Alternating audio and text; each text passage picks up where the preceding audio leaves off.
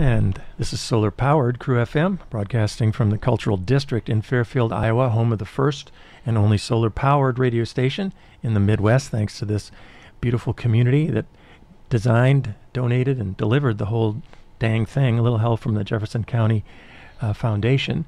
But I have in the studio with me two folks that have been here before, and one in particular who's been actually a correspondent for KRUU, our Des Moines-based correspondent, Kristian Day, also Frank Meeink. They're working on a project together. You may remember Frank speaking on Writers' Voices. It's an amazing story in itself. I want to welcome you both here. Kristian, we'll start with you. You're here for a couple days filming for this very interesting project that you're working on with Frank. Why don't we start with you? How you doing, man? Oh, fantastic, fantastic. I always love coming down to Fairfield, and we're here for 2 days. We came in very early yesterday morning. We shot literally from 10 a.m.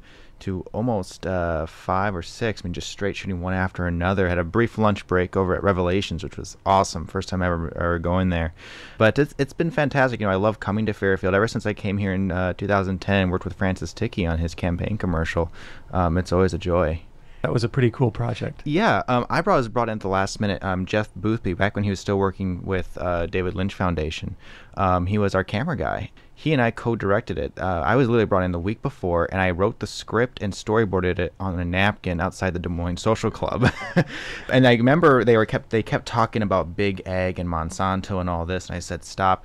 If you want to have a bipartisan win, which, unfortunately he did not win, you cannot name anybody. Just put a bunch of guys in suits, and both people from both sides of the fence will not like them. One person will say it's big government, and one will say it's big business. It was a lot of fun. We came down, and we shot in one day. We shot all that in one day, and that's when I first learned about TM, actually. And I learned about dome time because I lost about half my extras because they all left at 4:30. And it was a great experience. I don't know if you call it rush hour or anti-rush hour. Yeah. Jeff had went to go shoot the cows coming back. All of a sudden the PA said, Mr. Kristian, we have to shoot the crowd now. And I said, well, it's, the cows are coming home. It's cow time. And he said, yeah, but it's dome time. And I just stood there, and then I got an explanation of why everyone's leaving. And I'm like, I need all these people. So we actually had to fill it in. We still had a few people who stayed on set. And then I had to pull whatever crew and volunteers we had to be put into this big crowd shot that you saw at the end of the commercial. But it was a lot of fun. Well, they talk about metaphors in some of the ancient texts. The cows are symbolic or metaphors for the senses.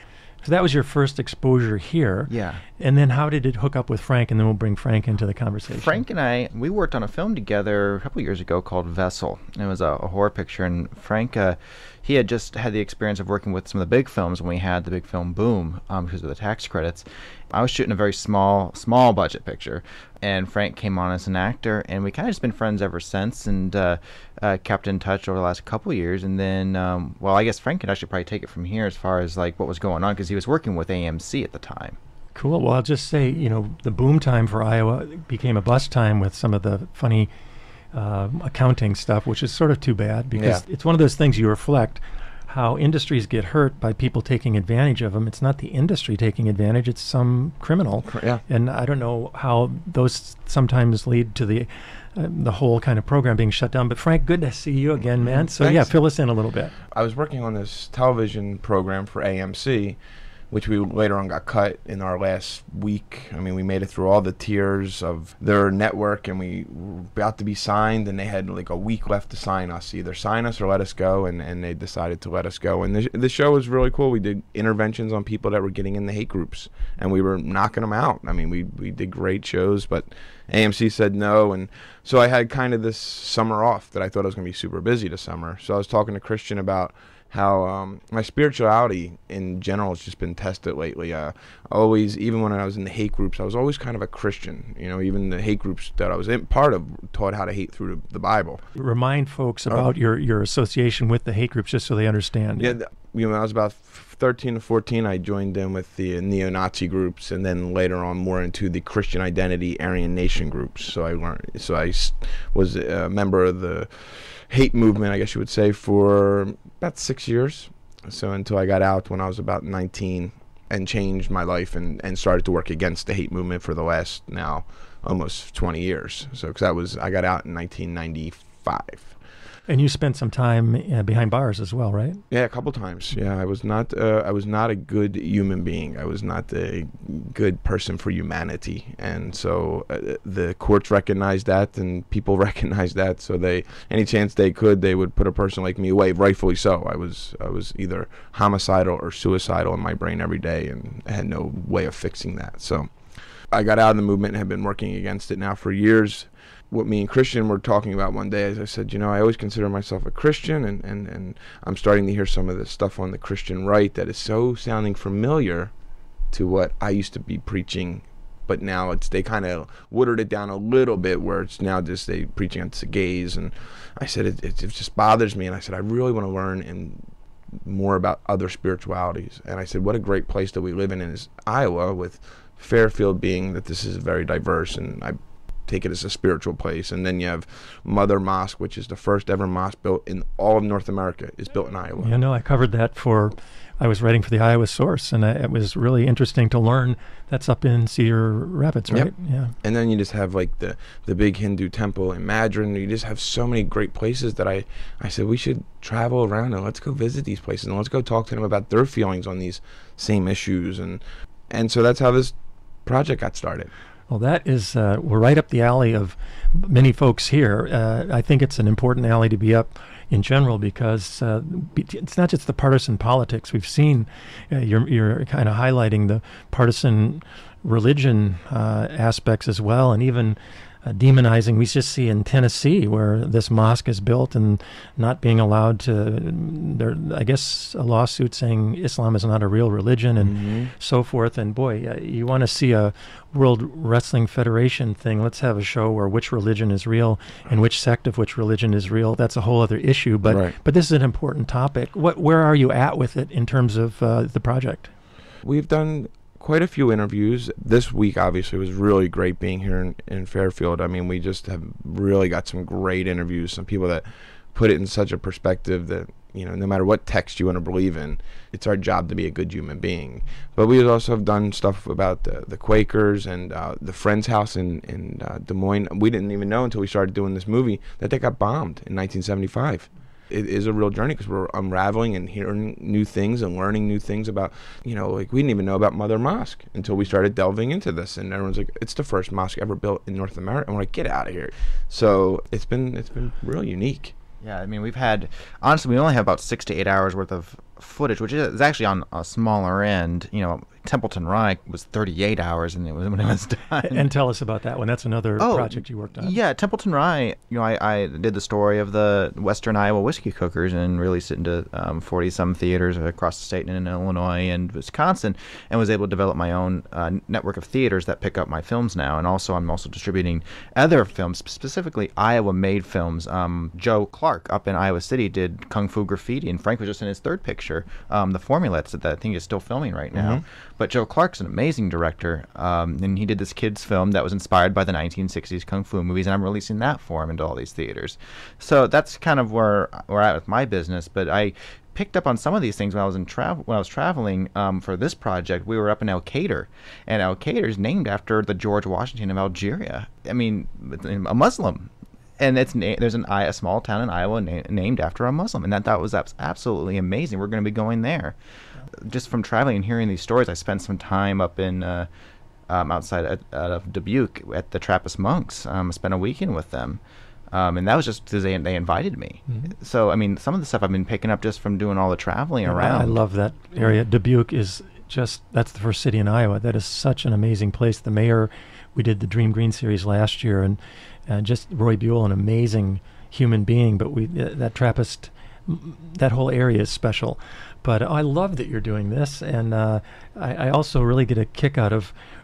We did the same thing, traveling around the state for energy efficiency and sustainability. People don't realize Iowa is number 2, really 1, except per capita for wind, electricity from the wind. I mean, this state is way ahead. The first renewable legislation, when Branstad was governor before, even though some of the folks dragged their feet to getting implemented. But it's amazing. This state is rich. I'm from Wisconsin originally, so it really is fun to learn about what's going on here. So I thank both you guys for that. And Kristian, website for you if people want to find out more about all the stuff that you're doing, you're up to. Do you have yeah, you can go to my company's website, which is modernamericancinema.com, and that's where you can contact me, especially regarding film. Or you can go to christianday.com, which is spelled KRISTIANDAY.com. Hasn't been updated in a while, but you can still get a hold of me that way, or on Facebook. Cool. So it's like America with a K. Yeah. Well, that's a bad joke. Kristian, no, I'm laughing inside if it's not making it to my mouth. Radio is the theater of the imagination, so I'm laughing. You're just not hearing it. Chris Christopherson is with 2 Ks. I can never find him because I just think it should be the other way. But so that's good. Kristian Day with a K if you want to get in touch with somebody who's really carrying the torch for film and independent film. And also we're really delighted to always get your reports when you're able to send them in on different things like 8035, the amazing Des Moines Festival, and others. The voice of Smokey the Bear. Bear and Kristian, yeah. Yeah, so that's great. Frank, you want to say something?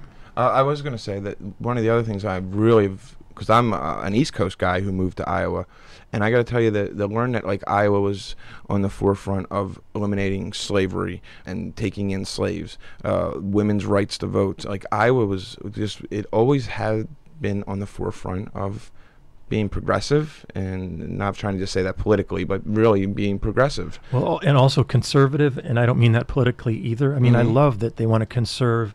Iowans appreciate conserving energy and conserving resources. Right. Of course, Obama fond of Iowa because that's where it sort of started for him. Although these days with the political thing, yeah, you sort of need a helmet even to watch. Right. It's not a very pretty scene. No. But that's fantastic. Whereabouts on the East Coast? I'm from South Philadelphia. Okay. Yeah. I lived there 3 months, but right by the airport. My impression of the city is not very bright or cheery. Well, I went to school right by the airport, and that's where my dad's neighborhood is, and it's a pretty rough little neighborhood. Do you know what I'm saying? Yes. I was in a band called the Immortals that lasted 3 months. Okay. But nothing against Philadelphia. I pretty much love any place I've been if you're there long enough. That just was sort of a rough, and I don't mean rough like afraid for your life, but just sort of a dark, not a real inspiring little area. But my mother was passing away at the time. You have to Right. So factor all even the these way you're things. looking at it, and that's, we were just talking with that. And it was fall too, so I mean, it was just a lot of things. Yeah. So you didn't go to the Jersey Shore? Well, I have been to Jersey Shore, There you go. and I like the Jersey Shore. I love the Jersey Shore. That's a whole other Love thing. the Jersey Saw Shore. Clarence Clemens, and he had a club there. I don't know if you remember Big Man's Club. Sax man for Bruce Springsteen. Just a lot of great stuff. Yeah, Wildwood, Cape May. I mean, I love all them places. Well, people think of New Jersey, they think of Newark, right? That's what Yeah. they think of. It's sort of like there's a whole state. Yeah. There's cows. I'm from Cow Town. I come from dairy farmers, although both my parents got off the farm as soon as they could, moved to Madison. But any place where there's cows, hey, we've come full circle. From cows to cows. That's right. Final thoughts, Frank? We didn't mention a website for you. Do you have something if people want to get in touch? Frank Meeink? You can go to frankmeeink.com, and my last name's spelled kind of weird. It's Meeink, but frankmeeink.com, and that brings you to the Facebook page for my book, which tons of people in the civil rights world are always dabbing in, and you always see little quotes from people. So it's pretty cool. And little it's spot. Meeink. Yes. So Meeink. Yes, but we just say Meeink. Yeah, you say Meeink, but I'm just... Yes. I'm phoneticizing. There I'm you being go. a phonetic. Wow. Which isn't a word, but and your book is called? The Autobiography of a Recovering Skinhead. Beautiful. The Autobiography of a Recovering Skinhead. Fantastic. Oh, it's always good to see you guys. I know you're busy as heck. Thanks for dropping by. Final thoughts from you, Mr. Kristian Day? We're just kind of starting with this journey. We are looking for people to, anyone that wants to reach out and give us some tips on something that we need to check out that we may not have heard of. Feel free to just email me at christianday@gmail.com. Spelled again, KRISTIANDAY. We'd love to hear from you. Anything that maybe not everyone might be aware of, we want to hear about it. And any kind of timetable on project? We're hoping to have a rough cut by mid-September. So we're kind of, we're hit the ground running on this. Well, cool. That's the way to do it. Also, you mentioned about your network of film theaters, or how, again, people can obviously go to your website and learn about that, but what is that exactly? And obviously this will show up in their sometime soonish then. Yeah, we're hoping so. In fact, we would like to get down in Fairfield. Unfortunately, Fairfield's not in my network yet with the co-ed, mainly because most of the theaters, that's still part of it's a chain, but it's a small chain. Yep. I have all the theaters that are in my network are all independently owned by the communities. So like the DeWitt Opera House was one of them, Vinton Palace Theater, stuff like that that's owned by private individuals or owned by the town. There's quite a few of them. We're very lucky in Iowa to have them. The big thing when you talk to film groups is like, there's no independent theaters anymore. Well, there are. You just got to know where to look for them. And you also got to make a film. You got to make films that people want to see. And you just can't make whatever and expect someone to book it. Especially because we don't have the advertising, we don't have the marketing dollars to make sure everyone knows about it. So we really rely on social networking and working with the local newspapers to get the word out. But also, while we're on this, any filmmakers that have finished products, also get a hold of me, email me, kristianday@gmail.com. I'd love to see what they have and help get it out there. Fantastic. Johnny Appleseed of the independent cinema world. I feel honored to be sitting here. I feel honored to be myself today. Okay, I'll plead what is that called? Low blood sugar levels. I will say this, it's always good to see both you guys. This is exciting stuff, and you should consider Fairfield part of your network. The owner of the place where the co-ed is has a beautiful facility upstairs, the Orpheum, and they have shown things there. What type of format are you showing them? The new format, which is all hard drive based, DCP, which is complete full HD. When I started out, I was doing DVDs, but unfortunately, every system's different, and the DVDs didn't always play the same. So I've been working with a guy out of Toledo, and we work together very hard. And it's all Unix, Linux based to actually make the same hard drive format that the major studios are doing. So we're basically turning out the same product, same quality of product as a major studio, and what the Academy has labeled as the replacement of 35 millimeter prints. Well, and also they show films at the Sondheim and all that, so as you get down the pike, let us know. I actually co-hosted a Film for Thought series for a number of years. We can get the word out and consider this part of it. Kristian Day, Frank Meeink, keep up the good work and come back soon. I know there'll always be more people to talk to in this area. Yeah. No shortage there. Fantastic. So this is James Moore. You're listening to Solar Powered KRUU FM. We'll be back in just a moment. Don't go anywhere unless you have to, but then come back unless you don't want to.